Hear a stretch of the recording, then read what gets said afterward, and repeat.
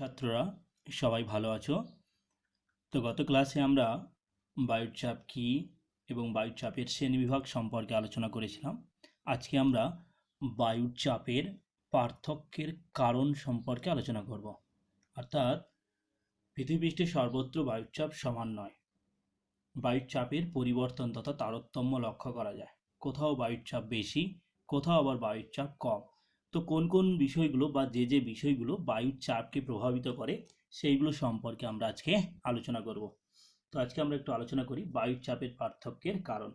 দেখো এখানে যে সমস্ত বিষয়গুলো বায়ুর চাপকে প্রভাবিত করে সেই বিষয়গুলো সম্পর্কে আমরা একটু আলোচনা করব। প্রথমে আসি, বায়ুর চাপের পার্থক্যের কারণে সবথেকে গুরুত্বপূর্ণ বিষয় হচ্ছে উষ্ণতা।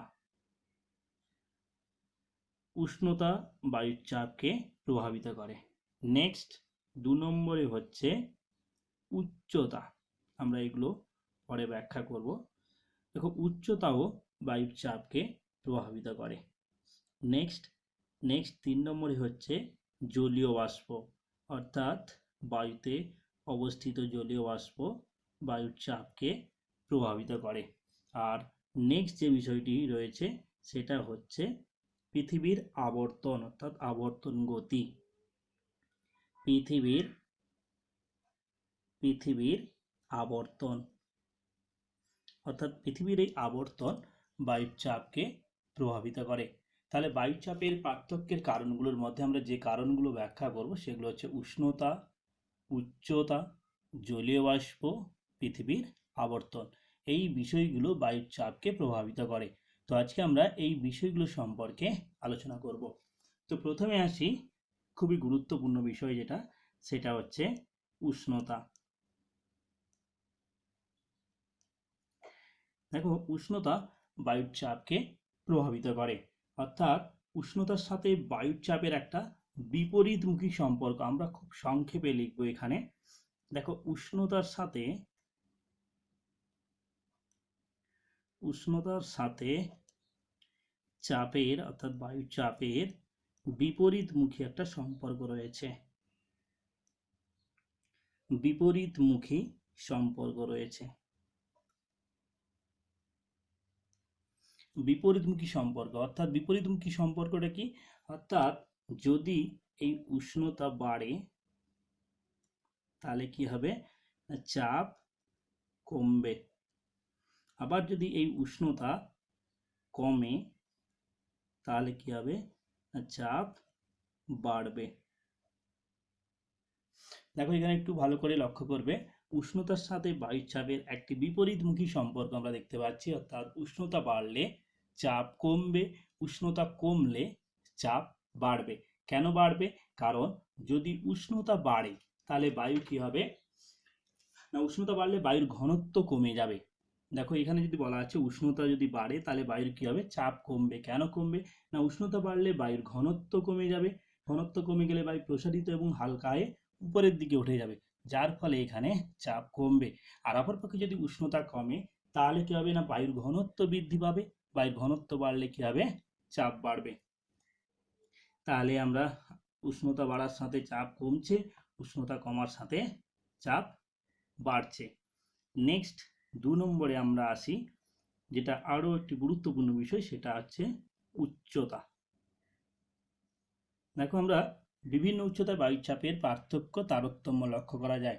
আমরা খুব সহজেই লক্ষ্য করেছি, যারা পাহাড়ি বা পার্বত্য অঞ্চলে ঘুরতে গেছো, উপরে ওঠার সময় অনেকের আবার বিভিন্ন ধরনের সমস্যা সৃষ্টি হয়। কারোর মাথা ব্যথা হয় বা মাথা ঘোরায়, কারো আবার বমি বমি ভাব পায়। এগুলোর প্রধান কারণ হচ্ছে বায়ুর চাপের পার্থক্য। অর্থাৎ আমরা উচ্চতা যত বৃদ্ধি পেতে থাকে বায়ুর চাপ তত কমতে থাকে। তাহলে উচ্চতার সাথেও বায়ুর চাপের একটা বিপরীতমুখী সম্পর্ক, অর্থাৎ ব্যস্তানুপাতিক সম্পর্ক রয়েছে। ব্যস্তানুপাতিক সম্পর্ক। তাহলে দেখো উচ্চতার সাথে বায়ুর চাপের কি না? ব্যস্তানুপাতিক সম্পর্ক। অর্থাৎ উচ্চতা যদি বাড়ে তাহলে কি হবে? বায়ুর চাপ কমবে। আবার উচ্চতা যদি কমে তাহলে বায়ুর চাপ বাড়বে। তাহলে দেখো উচ্চতার সাথে বায়ুর চাপের ব্যস্তানুপাতিক সম্পর্ক, অর্থাৎ উচ্চতা বাড়লে বায়ুর চাপ কমবে, উচ্চতা কমলে বায়ুর চাপ বাড়বে। তাই আমরা ভূপৃষ্ঠ থেকে যতই উঁচুতে যাই তাহলে ততই কি হবে না বায়ুর চাপ কমতে থাকবে, কারণ যতই আমরা উঁচুতে উঠবো ততই কি হবে ঘনত্ব কমবে, আর ঘনত্ব কমলে কি হবে চাপ কমবে। এখানে একটা আমরা উদাহরণ দিতে পারি যে উচ্চতা বৃদ্ধির সাথে সাথে কিভাবে তোমার বায়ুর চাপ কমছে। দেখো এখানে আমরা লিখতে পারি প্রতি 110 মিটার উচ্চতা বৃদ্ধিতে, প্রতি 110 মিটার উচ্চতা বৃদ্ধিতে, অর্থাৎ আমরা যদি 110 মিটার উচ্চতা বৃদ্ধি পাই বাড়ার সাথে সাথে 1 সেন্টিমিটার পারস্তম্ভের সমান বা 1 সেমি পারস্তম্ভের সমান চাপ হ্রাস পায়।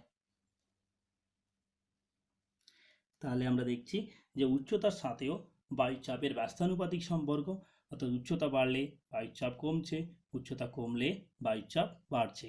এখানটা উদাহরণ দেওয়া আছে প্রতি 110 মিটার উচ্চতা বৃদ্ধিতে 1 সেমি পারস্তম্ভের সমান চাপ হ্রাস পায়। নেক্সট আমরা আলোচনা করব, এটা খুবই গুরুত্বপূর্ণ একটা বিষয়, সেটা হচ্ছে জলীয় বাষ্প। জলীয় বাষ্প দেখো বায়ুচাপের পার্থক্যের কারণে বা তারতম্যের কারণে একটা গুরুত্বপূর্ণ বিষয় হচ্ছে জলীয় বাষ্প, অর্থাৎ জলীয় বাষ্পের সাথেও বায়ুচাপের সম্পর্ক ব্যস্তানুপাতিক।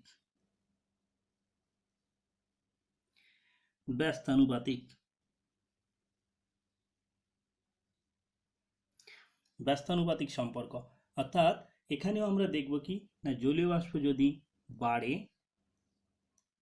তাহলে কি হবে না বায়ুর চাপ কমবে, আবার জলীয় বাষ্প যদি কমে তাহলে বায়ুর চাপ বাড়বে। তাহলে আমরা দেখতে পাচ্ছি যে জলীয় বাষ্পের সাথেও বায়ুর চাপের ব্যস্তানুপাতিক সম্পর্ক, অর্থাৎ জলীয় বাষ্প যদি বাড়ে তাহলে বায়ুর চাপ কমবে, আর জলীয় বাষ্প কমলে বায়ুর চাপ বাড়বে। তাহলে জলীয় বাষ্পের সাথেও বায়ুর চাপের একটা ব্যস্তানুপাতিক সম্পর্ক রয়েছে, কারণ আমরা জানি জলীয় বাষ্পপূর্ণ বায়ু সাধারণ বায়ুর তুলনায় হালকা এবং ঘনত্ব কম হয়, যার ফলে ওটা প্রসারিত হয়ে ঊর্ধ্বমুখী হয়, যার ফলে ওখানে কি হয় বায়ুর চাপ কমে যায়। তাই জলীয় বাষ্পপূর্ণ বায়ু জলীয় বাষ্প যদি বায়ুতে বাড়ে তাহলে চাপ কমবে, আর জলীয় বাষ্প যদি কমে তাহলে চাপ বাড়বে। নেক্সট অপর একটি গুরুত্বপূর্ণ বিষয় সেটা হচ্ছে পৃথিবীর আবর্তন, অর্থাৎ পৃথিবীর আবর্তন গতি। দেখো পৃথিবীর আবর্তন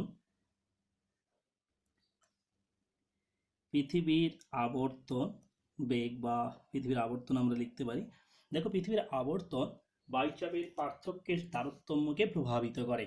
যেমন আমরা জানি যেখানে পৃথিবীর আবর্তন বেগ বেশি সেখানেই কিন্তু নিম্নচাপ লক্ষ্য করা যায়। তার কারণ কি না যেখানে পৃথিবীর আবর্তন বেশি সেখান থেকে বায়ু পার্শ্ববর্তী অঞ্চলে ছিটকে যাওয়ার প্রবণতা বেশি।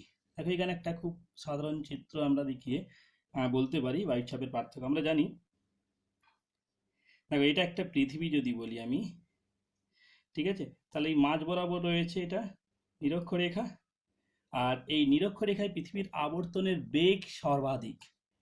আমরা জানি নিরক্ষরেখায় পৃথিবীর আবর্তনের বেগ কি না সর্বাধিক। দেখো নিরক্ষরেখার আবর্তনের বেগ যদি সর্বাধিক হয় তাহলে এখান থেকে বায়ু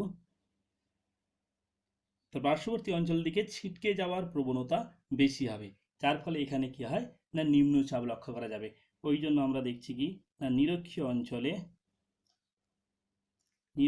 অঞ্চলে নিম্নচাপ দেখা যায়। তার কারণ এখানে আবর্তন বেগ বেশি। তাহলে আমরা দেখছি পৃথিবীর আবর্তন যেখানে বেশি হবে তাহলে এটা হচ্ছে পৃথিবী এবং এটা হচ্ছে নিরক্ষীয় অঞ্চল। এই নিরক্ষীয় অঞ্চলে পৃথিবীর আবর্তন বেগ বেশি হওয়ার ফলে এখান থেকে বায়ু তার পার্শ্ববর্তী অঞ্চলের দিকে ছিটকে যাওয়ার প্রবণতা বেশি, যার ফলে এখানে কি হচ্ছে নিম্নচাপ সৃষ্টি হচ্ছে। অর্থাৎ নিরক্ষীয় অঞ্চলে সেই জন্য আমরা জানি নিম্নচাপ দেখা যায়। তার কারণ কি না কারণ হচ্ছে এখানে আবর্তন বেগ বেশি। আমরা জানি নিরক্ষরেখায় পৃথিবীর আবর্তনের বেগ সর্বাধিক, যার ফলে এখানে কিন্তু তোমার নিম্নচাপ দেখা যায়। তো এই সমস্ত কারণগুলো অর্থাৎ উষ্ণতা, উচ্চতা, জলীয় বাষ্প এবং পৃথিবীর আবর্তন, এই চারটি বিষয় বায়ুচাপের পার্থক্যকে প্রভাবিত করে। অর্থাৎ এইগুলোর বাড়া এবং কমার সাথে সাথে বায়ুচাপের পার্থক্য পরিলক্ষিত হয়। নেক্সট আমরা আলোচনা করব আরও একটি গুরুত্বপূর্ণ বিষয় রয়েছে আমাদের এখানে, সেটা হচ্ছে সমচাপ রেখা। কি আলোচনা করব না, সমচাপ রেখা। সমচাপ রেখা, দেখো খুবই সোজা আমরা এই লেখাটার মধ্য দিয়ে যদি ব্যাখ্যা করতে পারি, সমচাপ মানে হচ্ছে সমান চাপ, অর্থাৎ কোনো একটা নির্দিষ্ট সময়ে ভূপৃষ্ঠের সমান চাপযুক্ত অঞ্চলগুলোকে একটা কাল্পনিক রেখা দিয়ে যোগ করলে যে আমরা অঞ্চলটি পাই তাকে আমরা বলবো সমচাপ রেখা। তাহলে আমরা একটু লেখার চেষ্টা করি এটা সম্পর্কে। সমচাপ রেখা হচ্ছে কোনো নির্দিষ্ট সময়ে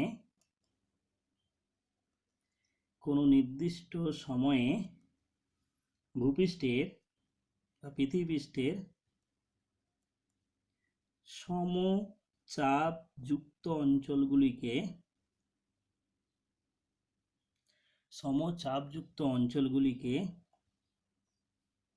যে কাল্পনিক রেখা দ্বারা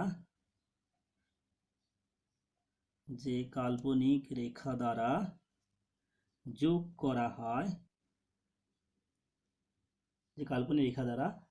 করা হয় তাকে সমচাপ রেখা বলে।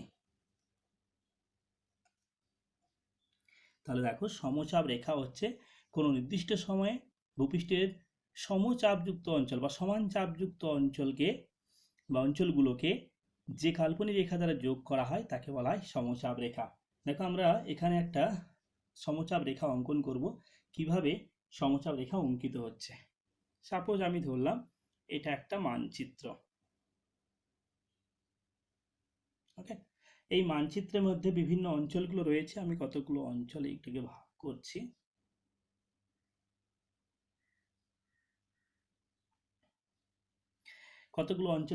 এবং বিভিন্ন অঞ্চলগুলোতে বিভিন্ন ধরনের বায়ুচাপ রয়েছে। সাপোজ আমি ধরলাম এটা হচ্ছে 990 MB, 990 মিলিবার এখানে বায়ুচাপ রয়েছে। সাপোজ এখানে ধরলাম 1010 MB বায়ুচাপ রয়েছে। এখানে ধরলাম আমি 1000 MB বায়ুচাপ রয়েছে।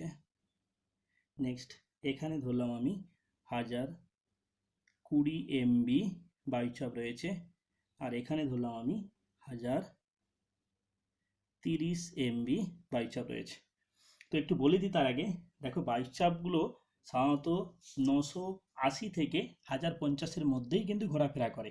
তো এখানে দেখো, আমরা মানচিত্রে একটা চিত্র অঙ্কন করেছি, তার বিভিন্ন অঞ্চলে বিভিন্ন ধরনের বায়ুচাপ রয়েছে। তো আমরা এখানে সমচাপ রেখা অঙ্কন করব। সমচাপ মানে সমান চাপযুক্ত অঞ্চল।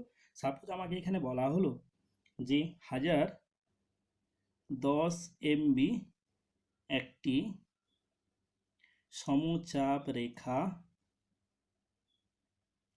অঙ্কন করতে।